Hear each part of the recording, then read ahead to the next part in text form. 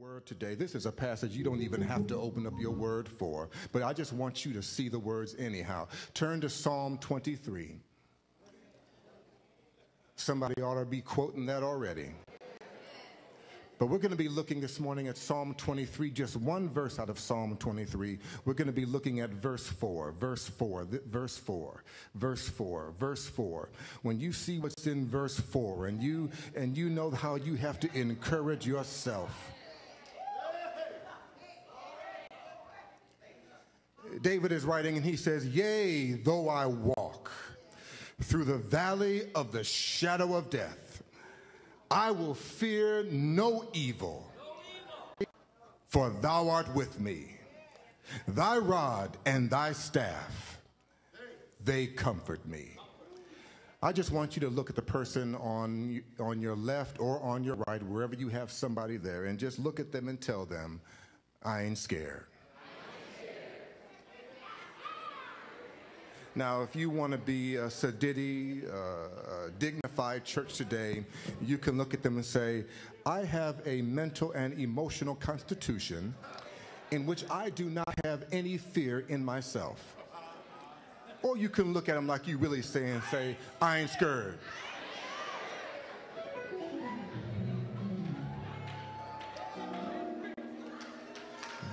I'm not scared. I'm not scared. I'm not scared. I'm not scared. I don't care what the boogeyman has got to say. I'm not scared. I'm talking this, you may take your seats this morning. We're talking this morning about the valley, the valley, the valley, the valley of the shadow of death, the place of danger and of fear, the valley, the valley. David is speaking this morning in this text from experience. He knows what it's like to be at a moment in your life where you feel as if all of the walls around you are beginning to close in on you. You find yourself at the bottom of the pit when all that is around you has hemmed you and enclosed you in. And you find yourself in a moment in which you feel as if you have no way out. That is what the valley represents.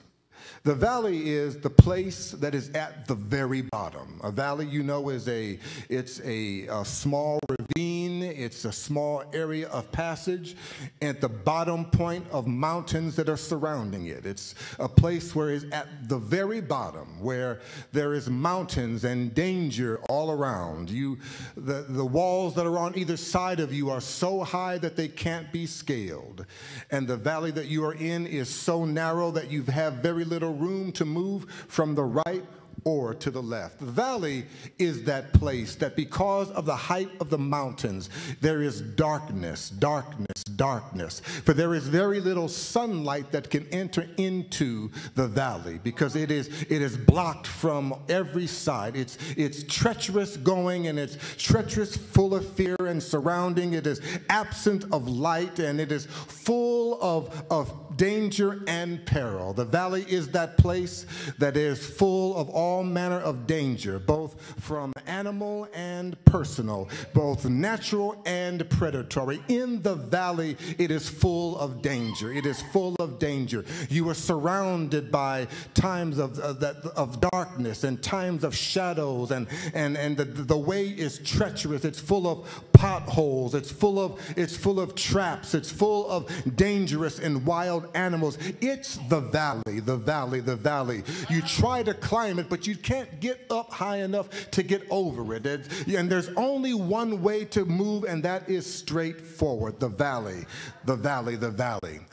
Every one of us have and will experience those moments in our lives in which we find ourselves in the valley, the place of no escape, the place of danger, the place of fear, the place of darkness, the place that tries the souls of men. The valley is the place that will test your faith.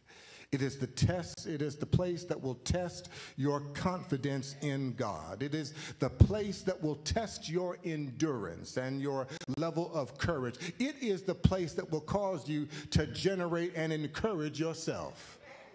Because it is the valley, it is the valley, it is the valley. The valley, in one sense, is just the norm of our everyday lives, because there's been a lie that's been perpetrated in the world that makes us feel as if this is the place in which you can find all joy. But this is not your home. We know that because Jesus said that I go to prepare a place for you, that where I am, you may be also. This is not your final home. And some of us are living as if we are trying to prepare eternity for ourselves. We're trying to set in stage for a place where we can live with longevity. We are acting as if earth is our home. But no, in many ways, the valley is our time that we spend down here, because anything that is below what we know of as heaven is a valley. It is a place of darkness. It is a place of limits. It is a place of fear and a place of strange and moving spirits. It is the place where all things gather together to cause us to be unencouraged. It is the low place of life. It is the valley. But the valley are also those moments in life that we can't escape. They are those difficult times that exist from time to time. They are those moments that we find ourselves in holes that we can't get out of, ropes that are too short for us to climb, darkness that is too dark for us to be able to see. There are those moments that we feel helpless, we feel alone, and we feel as if we have no hope.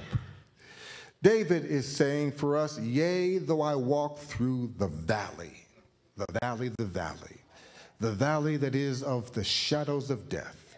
How many of you have been in those moments in life that you feel that you are in the darkness and the depth of a valley, where all around you are reasons to fear and reasons to be discouraged? And you cry out to God, and it seems as if your prayers are hitting the ceiling of the room that you are in and are not able to reach the tops of the mountains that surround the valley, those inescapable realities of life, those shadows of darkness that are surrounding us, those times of difficulty that will come in the course of life. Jesus was very real with us when he said that in this world you will have tribulation.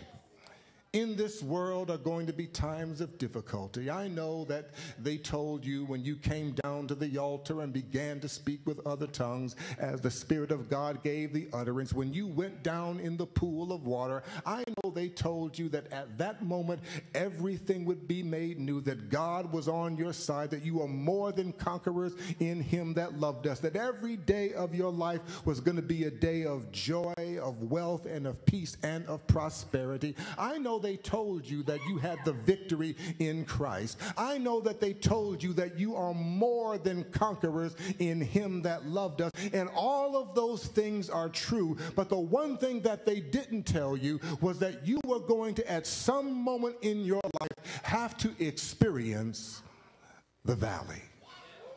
The valley.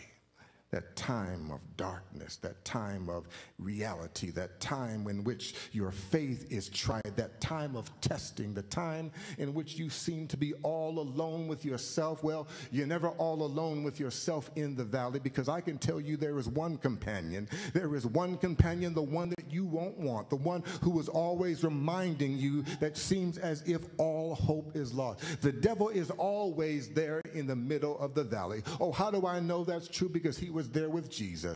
There was a time in which Jesus was in the wilderness and he was fasting and he was praying because of the calling that God had in his life. And while he was moving through and trying to consecrate himself, trying to strengthen himself, trying to encourage himself, trying to connect with him and the Father in heaven to get the power that he was going to need for the next 3+ years of his life, there was a companion that was with him, one that came to be there. There was a voice that he heard from, but it was not the voice that he wanted to hear from. It was the voice of the tempter. And I am letting you know today that whenever you find yourself at the bottom of the valley, there is always going to be that voice. There's always going to be that voice of doubt, that voice of fear, that voice of discouragement, that voice that tries to convince you that all hope is lost, that voice that tries to convince you that this is the end. There's always going to be that one voice that tries to get you to take matters into your own hands. There's always going to be that doubter, that hater, that person who's trying to be a fear mongerer. There's always going to be that negative voice that is on the inside of you. Anytime you're going through the valley, you might as well prepare yourself for it, because you are going to face that trial. You're going to face that devil. You're going to face that demon of discouragement. He's going to be there. It's going to be there. They're going to make themselves real. And you've got to face that moment of inescapable discouragement when you are down in the valley. There is a way that the valley is described. It says that yea, though I walk through the valley of the shadow of death. What is a shadow? A shadow is a reflection of whatever is blocking the light. Oh, you didn't get that. You didn't get that. You didn't get that. A shadow is the reflection of whatever is trying to block the light that is in your life. Oh, you haven't gotten that yet. You haven't gotten that yet. You haven't gotten that. Jesus said, I am the light of the world. Then he looked at you and said that ye are the lights of the world. A city which is set upon a hill that cannot be hid. So let your light so shine among men that they may see your good works and glorify your Father which is in heaven. Now remember what a shadow is. A shadow is that which is trying to block, an image of that which is trying to block the light. The shadow comes when there is something that is shining down, and whatever it is in the way of the light. But what it does is it creates an image that you can see. Shadows are scary. Shadows can look funny. Have you ever made hand shadows with your fingers because your hand was in the way of the light and all you could see is the reflection of whatever it was that you were trying to form? A shadow is a scary thing. A shadow is something that can cause fear. A shadow, however, is not real. It is not tangible. Shadows cause us fear because we don't know what to do with shadows. Shadows let us know that there is something out there that is blocking the light. Shadows are the reality that we are not alone. There's something that is trying to keep the light from us. Shadows are that thing that makes it difficult for us to know what to deal with. If it was a person, you would know what to do with it. You can't put your hands around the neck of a shadow. You can't talk about and cuss out and fight a shadow. A shadow doesn't hear. A shadow doesn't run. You can't kick a shadow. You can't throw a shadow down. You can't put your dukes up with the shadow. You can try to box the shadow, but you're hitting nothing but empty air. You can cuss and fuss all you want, but the shadow does not hear. A shadow is there to cause you to be scared. A shadow is there to cause you to not see. A shadow is there to remind you that you are in a place of darkness. And the light has been blocked from the light. The Lord is your light. And whenever there is a shadow, it is a sign of something that is trying to block the Lord out of your life. We are the lights, and whenever there is a shadow, it is a sign of something that is trying to block your effectiveness in the world. Wherever there are a shadow that you find in the midst of the valley, that is the devil trying to discourage you, trying to cause you to doubt, trying to cause you to rethink that you have no effectiveness, that God is not going to use you, that God has no purpose for you. It's trying to block your light. The devil is there to try to get you to focus on the image of the shadow rather than focus on the light that God has given you. You see, God is our light. The Word is the revelation of that light. We are the lights that carry forth the revelation that was given to us by the Word, which is shined down from God out of heaven. But the shadow wants to block the Lord from the world. The shadow wants to block the revelation of His Word from the world. The shadow wants to block your effectiveness at delivering that Word unto the world. The shadow is trying to get you to focus on it and not what God has given you. Satan desires to block the Lord and the Word, and those of us that know how to preach and teach what the Lord has given to us. The shadows are difficult to deal with. The second thing that we have to understand about the valley is that you've got to deal with the valley. You got to deal with it. You got to deal with it. Valleys can't be prayed away. They can't be fasted away. They can't be shouted away. Valleys can't be tongue-talked away. Valleys can't be run around the church away. Valleys have to be dealt with. The only way you're going to get to it, Minister Myron just said it, you got to walk through it. Valleys are not going to go away. You've got to make your way through it. Yea, though I walk through the valley of the shadow of death. The only way you're going to get out of the valley is you've got to walk through the valley. Tongue talking is not going to shorten your stay in the valley. Tongue talking is not going to make your valley disappear. Shouting is not going to make the valley disappear. Praying all you want is not going to make the valley go away. The only way you are ever going to make that valley go away is you've got to walk through it. Jesus, when he was in the garden, he knew that. He was in the garden the night before he died, and he was seeing the vision of the valley. And he began to cry out and pray, Father, if it be thy will, let this cup pass. But then he realized that his prayers were not going to take away the valley. His crying was not going to take away the valley. Even his blood sweat even his tears sweating with blood was not going to take away the valley. In spite of how much the Father loved him, it was not going to take away the valley. And so finally he had to come to the conclusion, Father, not my will, but thy will be done. He didn't get out of the valley. He had to. But the one thing I want to let you know this morning is that there is victory on the other side of the valley. Valleys have their length. Valleys have their duration. Valleys have their end. But while you're down there in the midst of the valley, you've got to endure. You've got to be patient. You've got to have no fear. You've got to have confidence. You've got to learn how to endure your time in the valley. How do you face your time in the valley? He says the valley must be faced with courage.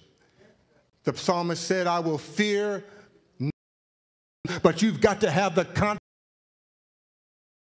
of love and of a sound mind in tricks on you.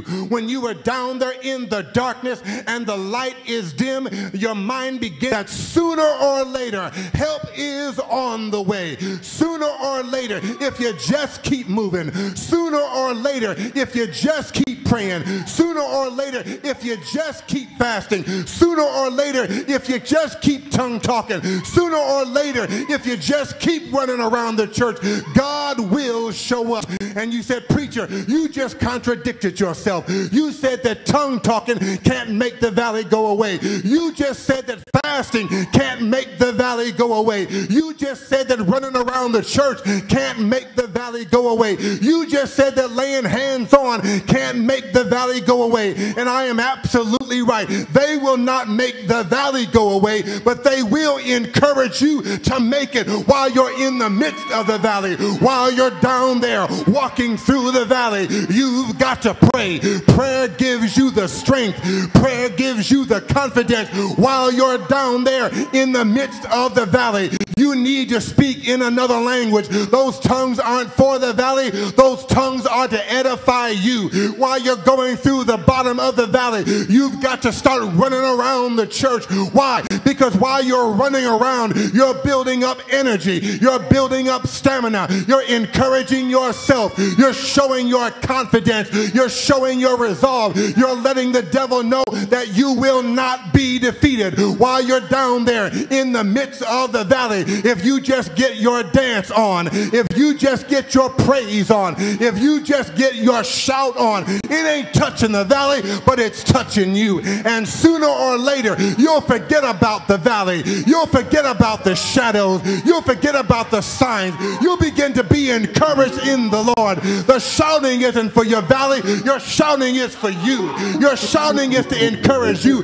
Your shouting is to lift you up. Your prayer is to lift you up. Your tongue talking is to edify you. You need something while you're down there in the midst of the valley. That's how you get out of the valley. You keep on walking. When you're down there in the midst of the valley, don't sit on your praise. Don't sit on your service. Don't get tired.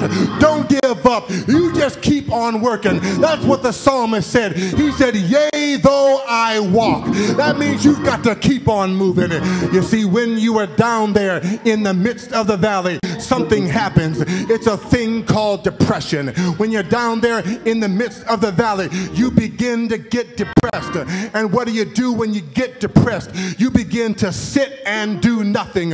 When you get depressed, you become inactive.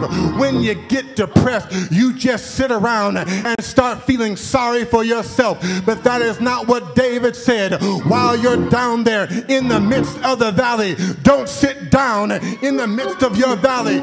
Don't relax in the midst of your valley. Don't lay down and try to sleep your valley away. You can't eat your valley away. You can't sin your valley away. You can't do nothing and make your valley go away. The one thing you gotta do is you gotta get up and begin to walking. You gotta get up and begin to moving. You gotta get up and begin to running. You gotta get up and begin to let the devil know that you aren't giving up. This is not the end. You're going to fight. You're not going to quit. You're going to get up and be empowered. You've got to begin to walk. Yea, though I walk, even though I'm in the valley, I'm still walking. I'm trying to find the end, but in the meantime, I'm still walking. I know that there is an end. I'm still walking. Yea, though I walk through the valley of the shadow of death, I will fear no evil. I ain't worried about what's around me because I'm passing what's around me. The shadow is there. I'm just walking past it. The danger is there. I'm just walking past it. The trial is there. I'm just walking past it. The financial difficulty is there. I'm just walking past it. I'm keeping on moving. I'm keeping on active. I'm trying to find a solution. I'm looking for a way out. I'm searching here and I'm searching there. I'm pulling up this tree and I'm looking around that tree. I'm trying to find my end. I'm walking. I'm walking. I'm walking.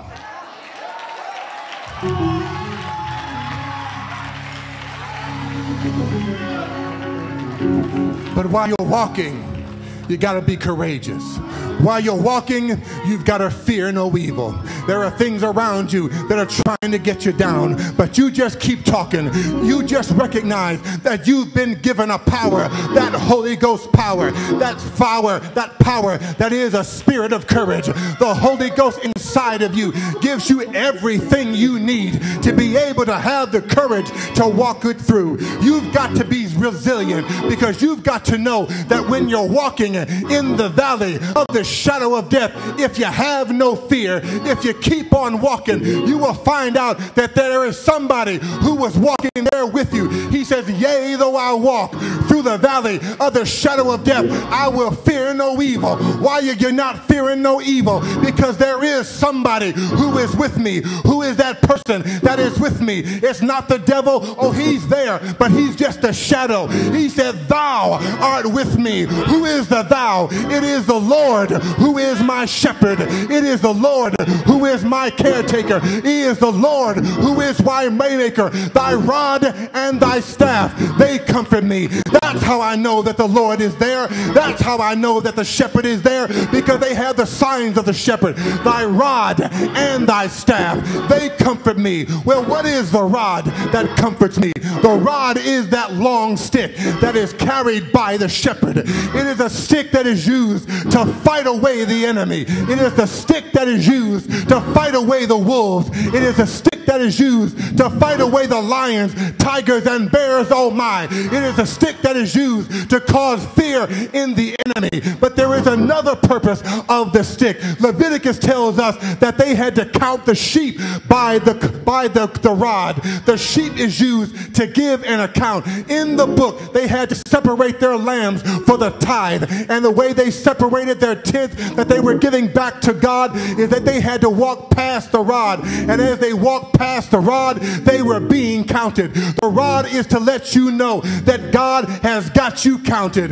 that God has got you accounted for, that God knows where you are. God knows you are his offering. God knows exactly who you are. He counts every hair that falls off your head. He picks up every tear that comes down from your eye. Your God knows who you are. Your God knows where you are. You haven't gotten lost in the crowd. You aren't out there by yourself. Your God is with you. And you know that because you walk by the rod that lets you know that there is someone there who can take care of the enemy. You don't have to take care of him yourself.